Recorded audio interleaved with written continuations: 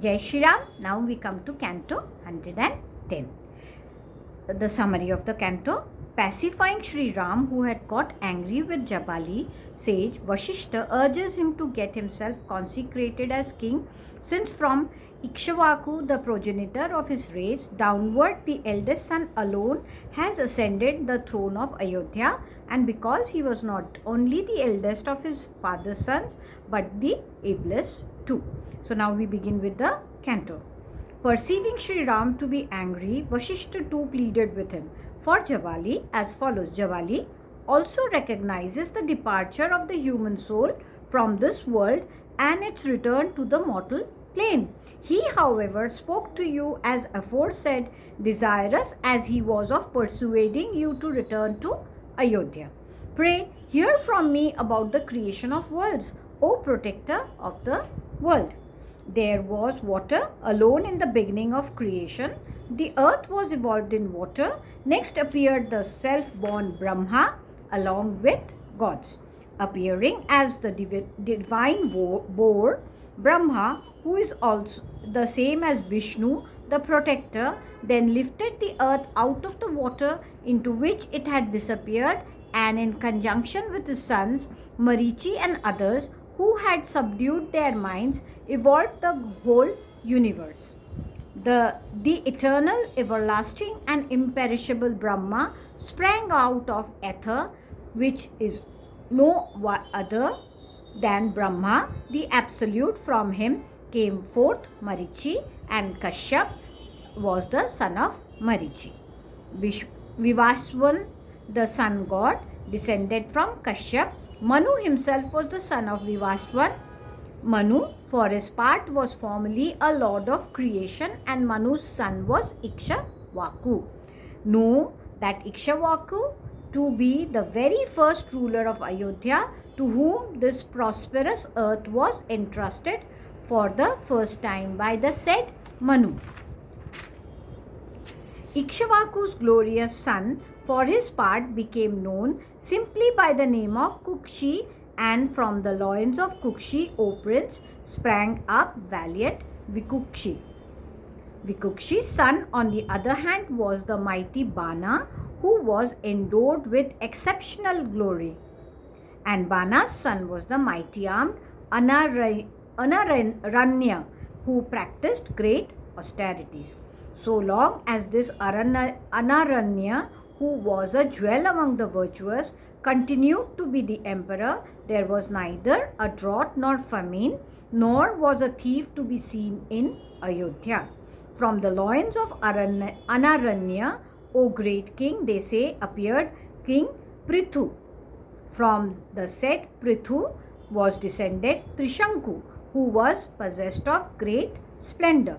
Due to the unfailing vow of Vishwamitra, the aforesaid hero bodily ascended to heaven. Trishanku's son was the highly illustrious Dhundumara. From the loins of Dhundumara sprang up Yuvanaswa, who was endowed with exceptional glory. The glorious Mandhata was born as the son of Yuvanaswa. O of Mandhatva again was born the highly glorious Susandhi. Of Susandhi too there were two sons, Dhruva Sandhi and Prasanjit. Bharata, for his part, a destroyer of foes, was the illustrious son of Dhruva Sandhi, and of the mighty armed Bharat was born one Asita by name, of whom the following tributary chief, viz. The rulers of Haihas and Talajanghas, and the gallant ruler of Sasabindus, came to be the enemies. In spite of his having arrayed his army against all these, the king was routed and exiled. He therefore gladly took up his abode as an ascetic on a delightful and excellent mountain. In the course of time, his two consorts came to be in the family way, so the tradition goes. Desiring to have an excellent son, one of them, who was highly fortunate and had eyes resembling the petals of a lotus, sought the presence of and bowed down to sage Kyavana, son of Bhrigu, who possessed the splendor of gods, while the other administered poison to his co-wife in order to destroy her fetus. The sage named Kyavana, son of Bhrigu, had betaken himself to the Himalayas. Approaching that sage, the said Kailindi, for her part, greeted him. Gratified to receive her respects, he said to the queen, who sought from him a boon ensuring the birth of a son to her, a lofty-minded son, widely known in the world, pious and most formidable, the founder of a dynasty and the destroyer of his foes, will be born to you, O queen.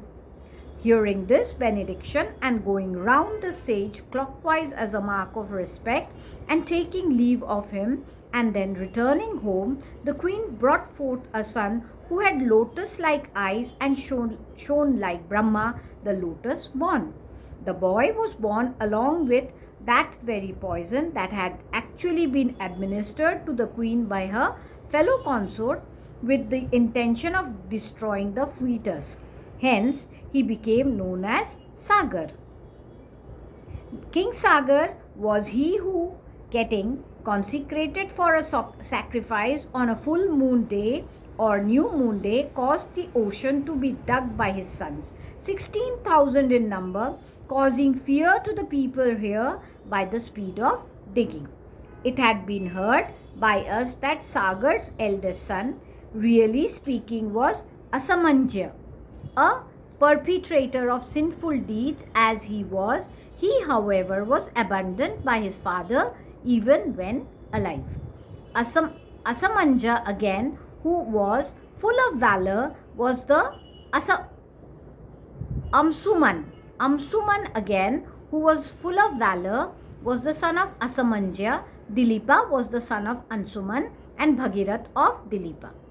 Again, from the loins of Bhagirath appeared Kakushta, after whose name his descendants came to be called Kakushtas, the sons of Kakushta. And Kakushta's son was Raghu, after whom his descendants were known as Raghavas, the sons of Raghu. Raghu's glorious son, for his part, came to be known on earth by the name of Pravardha, Purusadaka, Kamalaspada, and Saudasa. It had been heard by us that Kamalaspada's son was Sankhana, who, even on attaining remarkable valor on the field of battle, perished, army and all, in an encounter. The glorious Sudarshana, for his part, was the heroic son of Sankhana. Agnivarna was the son of Sudarshan, and Srighara of Agnivarna. Manu was the son of Srighara, and Maru's son was Parshurava.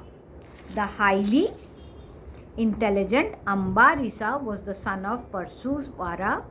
Nahusha of unfailing prowess was the son of Ambarisha, while Nabhaga was the supremely pious son of Nahusha. Both Aj and Suvarta were the sons of Nabhaga, and the pious king Dashrath was the son of Aj. You are his eldest son, known all round by the name of Ram. Therefore, accept this kingdom of your own and look after the world, O protector of men. Among all the Ikshvakus, the eldest son undoubtedly becomes the ruler. While an elder son is present, a younger son is never consecrated as a king. The eldest alone is so consecrated. Being one of the Raghavas, you as such ought not to violate today the time-honored usage of your house, according to which the throne goes to the eldest son alone.